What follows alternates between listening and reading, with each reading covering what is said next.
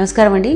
నేను డాక్టర్ సువర్చల జీవా fertility centres లో scientific director ని. ఐవీఎఫ్ అంటే ఇన్ విట్రో ఫర్టిలైజేషన్ లో ట్రిగర్ ఇంజెక్షన్స్ చాలా ముఖ్యమైన పాత్ర ప్లే చేస్తే అండాలని ప్రిపేర్ చేయడానికి. దేనికి? ఎగ్ రిట్రీవల్ కి, అంటే అండాలు బయటికి తీయాలంటే ఈ ట్రిగర్ ఇంజెక్షన్ చాలా ఇంపార్టెంట్. మీకు యూజువలీ ఓవేరియన్ స్టిమ్యులేషన్ టైం అయిన తర్వాత ఇస్తారు. అంటే ఒక 10 రోజులు ఓవులేషన్ స్టిమ్యులేషన్ చేసిన తర్వాత ఈ ట్రిగర్ ఇంజెక్షన్స్ ఇస్తారు. ఈ ఓవులేషన్ స్టిమ్యులేషన్ టైంలో ఏం చేస్తారంటే మీ ఫాలికల్స్ లో, అండాశయాల్లో ఫాలికల్స్ ఉంటాయి, ఫాలికల్స్ లో అండాలు ఉంటాయి. ఈ ఫాలికల్స్ ని పెంచుతారు. ఫాలికల్స్ అంటే ఎగ్స్ కూడా పెరుగుతుంటాయి. ఫాలికల్స్ కరెక్ట్ సైజ్ కి వచ్చినప్పుడు, ఫైనల్ గా మెచ్యూర్ అవ్వాలి, వాటిని మనం కలెక్ట్ చేయొచ్చు ఎగ్స్ ని అంటే ఈ ట్రిగర్ ఇంజెక్షన్ ఖచ్చితంగా ఇస్తారు. వీటి గురించి, వీటి ఫంక్షన్ గురించి కనుక్కోవడం చాలా ఇంపార్టెంట్. ఎందుకంటే ఈ ఇంజెక్షన్ మీరు ఖచ్చితంగా మిస్ చేయకూడదు. మిస్ చేసినందుకు లేదా డోసేజ్ సరిగా వేసుకున్నందుకు ఎగ్స్ సరిగా బయటికి రావు, మెచ్యూర్ ఉండవు, లేదా మీ ఎంటైర్ ఐవీఎఫ్ సైకిల్ వేస్ట్ అవ్వచ్చు. ఎందుకంటే క్వాలిటీ బాగుండకపోవడం వల్ల ఫర్టిలైజేషన్ కూడా కాకపోవడానికి ఇది ఒక కారణం. సో దీని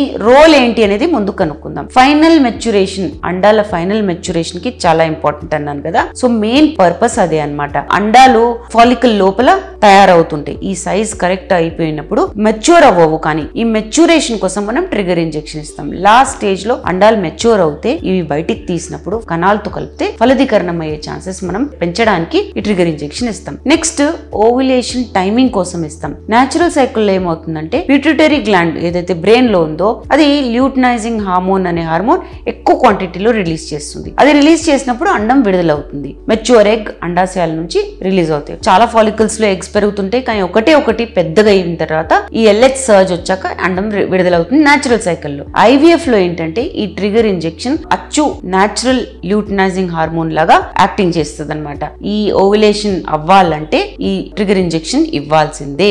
ఇది ఇచ్చిన తర్వాత ఖచ్చితంగా ఎగ్ రిట్రీవల్ ప్రాసెస్, అంటే అండాలు బయటికి తీసే ప్రాసెస్ 34 నుంచి 36 గంటల లోపల చెయ్యాలి. దానికి ముందు చేస్తే మెచ్యూరిటీ తక్కువ ఉంటుంది, దానికి తర్వాత చేస్తే అండాల క్వాలిటీ బాగోదు. సో ఖచ్చితంగా గుర్తుపెట్టుకోండి, ఈ ట్రిగర్ ఇంజెక్షన్ మీరు తీసుకున్నారంటే ఖచ్చితంగా ఈ టైమింగ్స్ మధ్యలోనే అండాలు బయటికి తీయాలి. ఇది మీరు సరిగ్గా టైంకి వేసుకోలేకపోతే కంగారేం లేదు, కాకపోతే మీ ఫర్టిలిటీ స్పెషలిస్ట్ కి ఖచ్చితంగా చెప్పాలి. వాళ్ళు దాన్ని లేట్ చేయడము, ముందుకు చేయడము అలాంటిది చేస్తారు, డిపెండింగ్ ఆన్ మీరు ఎప్పుడు తీసుకున్నారు. సో 34 నుంచి 36 అవర్స్ తర్వాత ట్రిగర్ ఇచ్చిన ఇంతసేపు తర్వాతనే అండాలు బయటికి తీయాలి, ముందు కాదు తర్వాత కాదు.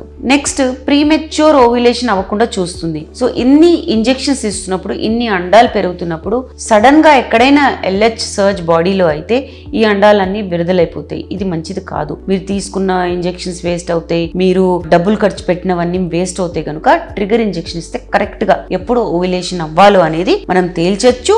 ఆ టైంకే మనం ఎగ్స్ ని బయటికి తీయొచ్చు. సో ఇవి క్రిటికల్ స్టెప్స్. ఎందుకు చేస్తున్నామో, దీని పాత్ర ఏంటో మీరు తెలుసుకోవాలి. నెక్స్ట్ ఎలాంటి రకాలు ఉంటాయి ఈ ట్రిగర్ ఇంజెక్షన్స్ లో? మోస్ట్ కామన్ హ్యూమన్ కొరియానిక్ గొనాడోట్రోపిన్, దీన్ని హెచ్సిజి అని అంటారు. ఇది కరెక్ట్ గా న్యాచురల్ సైకిల్ లో ఉన్న ఎల్హెచ్ ని మిమిక్ చేస్తుంది. మన బాడీలో ఎలాగా ఎల్హెచ్ రిలీజ్ అయినప్పుడు అండం విడుదలవుతుందో అలానే మిమిక్ చేస్తుంది.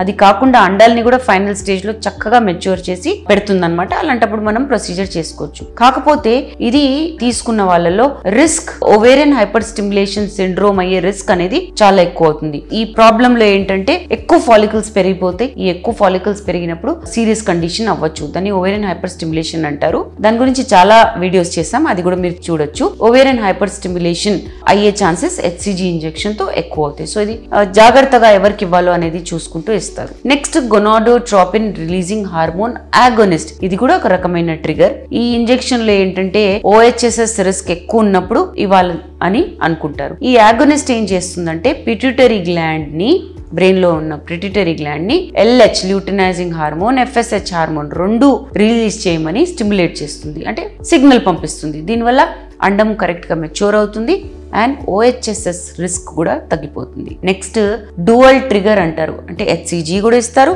జిఎన్ఆర్హెచ్ ఆగోనిస్ట్ కూడా ఇస్తారు. ఈ కాంబినేషన్ ఇచ్చినందుకు ఎగ్ క్వాలిటీ కూడా ఇంప్రూవ్ అవ్వచ్చు.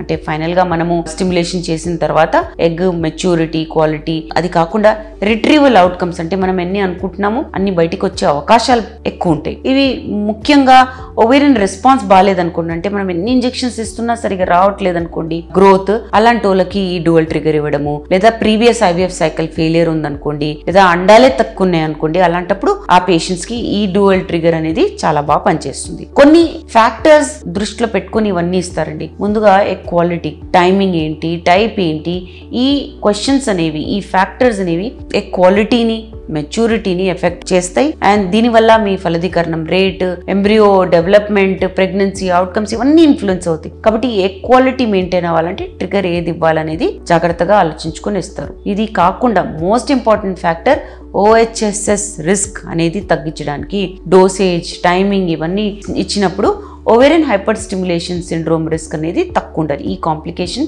సీరియస్ గా అవ్వకుండా, అసలు బొత్తిగా రాకుండా చేయడానికి ట్రిగర్ అనేది చాలా ఇంపార్టెంట్. సో ఈ decision A type of trigger ఇవ్వాలో మీ ఇండివిజువల్ ఫ్యాక్టర్ మీద, పేషెంట్ ఫ్యాక్టర్ మీద ఆధారపడి ఉంటుంది. మీ ఓవేరియన్ రెస్పాన్స్ ఎలా ఉండే, అండాశయాల్లో ఎన్ని ఫాలికల్స్ ఉన్నాయి, మీకు ఓహెచ్ఎస్ఎస్ అయ్యే రిస్క్ ఎంత ఉంది అనేది అన్ని దృష్టిలో పెట్టుకొని ఈ ట్రిగర్ ఇంజెక్షన్ అనేది ఇవ్వడం జరుగుతుంది. దీని గురించి లేదా ఐవీఎఫ్ గురించి ఇంకా వివరాలు కావాలనుకుంటే తప్పకుండా జీవా ఫెర్టిలిటీ సెంటర్స్కి విచ్చేయండి. Thank you.